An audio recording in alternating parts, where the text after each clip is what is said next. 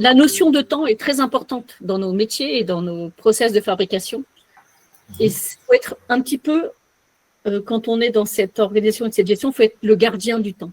Le gardien du temps, il a une lourde charge parce qu'on doit gérer évidemment le temps, on doit gérer le budget, mais on doit gérer les équipes, l'humain. Et l'humain, c'est essentiel, c'est important, c'est inestimable. Donc, ça veut dire qu'il faut avoir une notion, encore une fois, très souple, très agile. Il faut comprendre les besoins de chacun, les revendications parfois de chacun et chacune. Il faut être très à l'écoute parce qu'encore une fois, si on veut organiser les choses et si on veut être dans la plus juste façon de faire, eh bien, il ne faut pas oublier, encore une fois, qu'on n'a pas encore été... Ça peut être le cas, mais pour l'instant, on a affaire encore à des personnes, et Dieu merci, c'est génial, et avec lesquelles on travaille, et on travaille vraiment bien. Donc, la notion d'organisation est essentielle, la notion de planification également, mais ça, je me doute que vous le savez déjà. Avoir vraiment un œil, mais un œil très bienfaisant, on va dire, sur l'ensemble du suivi de la fabrication, c'est essentiel. Il ne faut pas il faut pas prendre trop de distance avec le suivi de fabrication, parce que si vous vous éloignez de trop, eh bien les choses se font sans vous et elles vont se faire très rapidement sans vous. Contribuer évidemment à l'amélioration du process. Si vous avez des idées justement pour améliorer la productivité, si vous avez des idées pour garantir le fait de livrer les éléments à temps, il faut le dire, il faut le proposer, parce qu'on n'a jamais toujours les bonnes solutions. On a des solutions, mais ce n'est peut-être pas toujours les meilleures. Et justement, l'expérience de chacun, si on peut l'amener au sein du projet, c'est essentiel. Communiquer, partager, c'est juste indispensable. En tout cas, à mes yeux, ça l'est. Quand on est en charge des projets, il faut aussi s'assurer que la ligne artistique, qui est celle du réalisateur aussi ou de la réalisatrice, il faut la respecter. On ne prend pas de décision, surtout en se disant, mais si je fais comme ça, on va pouvoir améliorer les choses. Oui, mais si on les améliore sans en avoir référencé, sans en avoir fait la demande au réalisateur ou du producteur, la problématique, c'est qu'on prend des décisions qui ne sont pas de notre ressort. Et il faut absolument garder et avoir le respect de chaque personne. Et pour ce faire, eh bien, il faut quand même être là pour assurer le respect des lignes artistiques et des concepts qui ont été établis en amont et qui ont été validés, bien entendu. Aussi, participer à l'ensemble des moments qui sont des moments de rendez-vous, de réunion, d'écriture, de développement, tout ça. Plus vous êtes en amont des choses, plus vous avez une facilité à vous projeter dans le temps et à savoir à quel moment les choses vont pouvoir se faire et à quel moment vous pouvez intervenir. Quand vous êtes dans cette organisation et dans cette gestion, c'est important de savoir à quel moment on se place dans les choses. L'anticipation, j'en ai parlé tout à l'heure, hein, c'est très, très important d'avoir cette vision d'anticipation, parce que souvent, bien, les événements se produisent et vous n'avez pas le temps de vous retourner. Si vous avez déjà un peu anticipé les choses parce que justement votre pipe, vous l'avez totalement en tête et que vous pouvez identifier qu'à certains moments, il y a des choses qui risquent d'être un petit peu complexes, eh bien, à partir de là, vous serez le plus à l'aise possible pour pouvoir vous retourner et réorganiser les choses. Quelles que soient les techniques, et encore une fois, tout est lié à l'unité matériel, au logiciel, à la gestion des espaces de travail. C'est un tout. On ne dissocie pas les éléments, les choses les unes des autres. C'est super important. Encore une fois, c'est vrai que je vais revenir beaucoup sur la vision globale, mais en fait, si vous sortez un élément de cette équation, eh bien l'équation ne fonctionne plus. Si quelque chose devient boiteux, ça devient boiteux jusqu'au bout. Donc, il faut réparer les choses les plus rapidement possible, de façon à ce qu'on retrouve l'équilibre de la fabrication. Pour évaluer les choses, évidemment, ça peut être le nombre d'heures de travail nécessaires pour les personnes qui interviennent sur les projets, les ressources aussi nécessaires. Évidemment, ça, c'est toujours compliqué. Comment on se dit quelles sont les personnes dont on a besoin. Il y avait une question également concernant le fait qu'il y a des disparités de compétences et d'expérience sur les projets. eh bien, quand on a cette disparité, on a des juniors, on a des gens qui sont plutôt middle et on a des seniors. Eh bien, il faut s'appuyer sur les seniors et les middle pour accompagner les juniors. C'est un équilibre à trouver. Et on a tous été juniors à un moment donné, on a tous trouvé un appui sur quelqu'un de plus expérimenté. Et c'est cet équilibre-là que vous devez avoir et que vous devez mettre en place dans les équipes.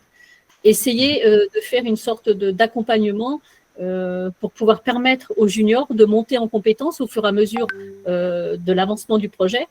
Et pour ce faire, eh bien, il faut s'appuyer sur l'expérience plus importante de certains et certaines. C'est l'équilibre, c'est l'articulation. Comment on articule les équipes pour qu'elles s'équilibrent et puis que chacun puisse y trouver du plaisir aussi à faire les choses. Parce que quand on est junior, c'est vrai qu'il y a des choses qu'on ne fait pas tout de suite, mais il faut donner aussi le travail à un junior qui est à la hauteur de sa compétence actuelle. Et au fur et à mesure, vous augmentez la difficulté. Mais il faut le faire de façon progressive. Donc, pour répondre à la question qui avait été posée, je pense que c'est sous cet aspect-là qu'on trouve aussi la possibilité de donner à tout le monde du travail et de pouvoir participer à des projets, quelle que soit l'envergure du projet, encore une fois. Exactement. Transmettre, c'est aussi transmettre la façon dont on parle aux personnes, c'est la façon dont on transmet les informations, quelle que soit la manière, écrite ou orale ou verbale. Ça, c'est important. Je pense que la clarté de nos explications sont importantes pour la gestion et l'organisation des choses. Et ne pas hésiter à poser des questions, à dire est-ce que c'est clair ce que je exprime? Est-ce que vous comprenez les choses? Est-ce que je dois redétailler certains aspects? Il faut toujours se poser la question, ça c'est très important, je pense, de s'assurer que tout est bien enregistré et que parfois ça peut être compliqué parce que techniquement les choses peuvent être complexes et parfois la demande de réalisateurs et réalisatrices peuvent être un petit peu très détaillé, mais ça n'empêche que voilà, il ne faut pas hésiter à poser des questions.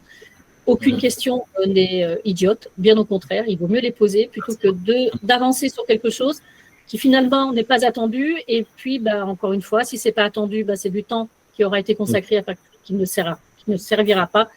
Et c'est quand même bien dommage. Donc, optimiser le travail, ça veut dire qu'il faut optimiser grâce aux superviseurs encore de département. Appuyez-vous sur ces personnes qui vont vous permettre d'organiser les choses et qui vont vous permettre de vous donner des informations qui seront vraiment essentielles sur l'ensemble de votre organisation, sur l'ensemble de votre gestion. Ça, c'est très important. Et puis, évidemment, on organise aussi... quand on fait venir des comédiens pour des enregistrements de voix, par exemple, ou même pour du jeu, évidemment, il faut optimiser leur déplacement parce qu'il se peut qu'ils ne soient pas dans la même ville que vous. Et pour ce faire, ou voire même dans le même pays, pour ce faire, il faut rentabiliser sa venue, pas lui faire des allées-venues. Et rentabiliser sa venue, ça veut dire qu'il faut organiser le travail en amont pour que le moment où cette personne vient, tout est là. Il n'y a rien qui a été mis au hasard. Et donc, quand l'enregistrement se fait, toutes les séquences sur lesquelles l'enregistrement est donc dédié aux comédiens, tout est là. On n'a rien oublié, le storyboard, l'animatique s'il y en a, et les dialogues, évidemment, qui ont été validés par toutes les personnes compétentes.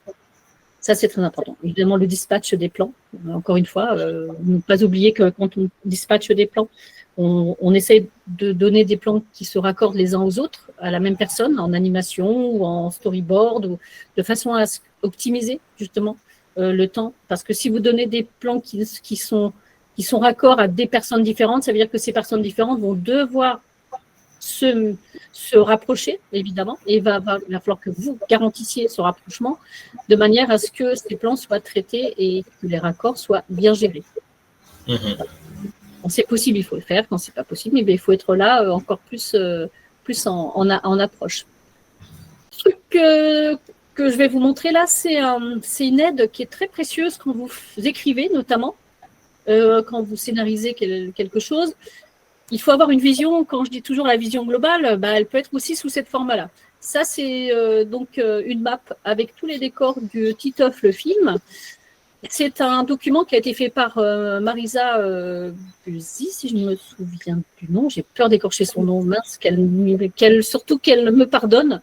En tout cas, Marisa, pardon, si j'ai écorché ton nom, j'ai un doute soudainement, pardon. Mais voilà, ça nous permet, par exemple, quand on écrit, et si on a des séquences ou des plans qui s'enchaînent, est-ce que dans les décors qui sont calés sur cette map, est-ce qu'on peut vraiment raccorder des plans les uns avec les autres? Là, qui est une sorte d'implantation en vue du ciel de l'ensemble des décors qui se situent dans votre projet, eh bien, vous pouvez écrire plus facilement entre les plans, vos séquences, évidemment, de la manière dans lesquelles elles peuvent s'enchaîner. Et ça vous permet d'éviter les erreurs, évidemment, parce qu'à un moment donné, vous allez perdre aussi le spectateur ou le téléspectateur, la personne qui voit votre projet.